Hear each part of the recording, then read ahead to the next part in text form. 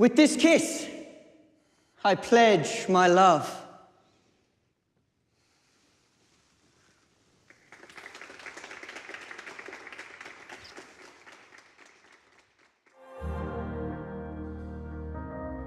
The wedding, staging that was a huge challenge. It's the first and last time we'll ever have this many main characters in the same place at the same time. It's the massive scene which takes up about half the episode. In a movie, we probably would have had 2 weeks to shoot a scene that's going to end up taking about 24 minutes of screen time, and we had to do it in 4 days. The ceremony itself was very decadent, and Joffrey and Marjorie were the centerpieces. I wanted it to look as royal as possible. We did the wedding as if they opened all the doors in the sept, because the sept has always been almost tomb-like. The dress is just beautifully designed.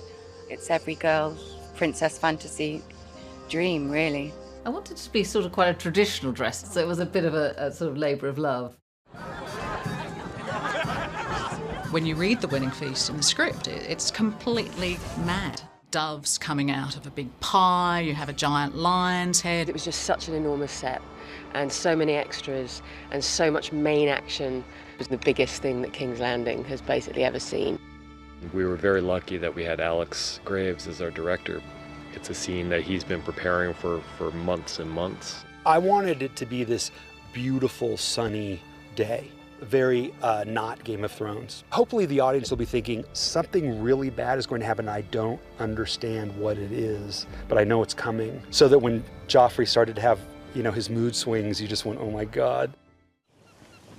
There's been too much amusement here today. A royal wedding is not an amusement.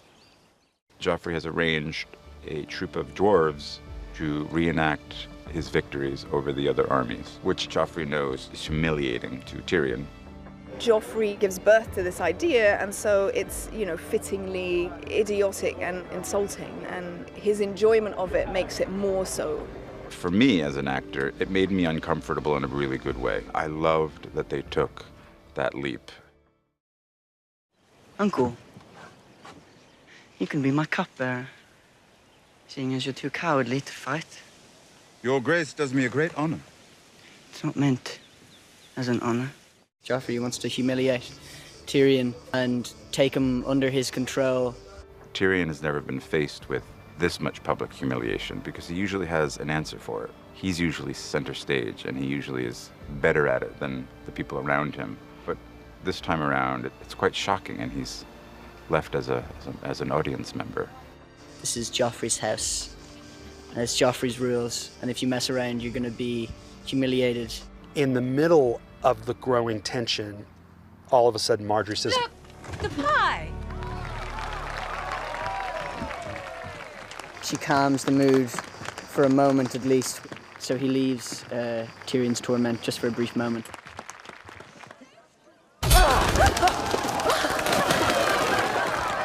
Marjorie genuinely doesn't realise what's happening when Joffrey starts to show signs of being uncomfortable. And then obviously it's a very steep, very quick, violent deterioration.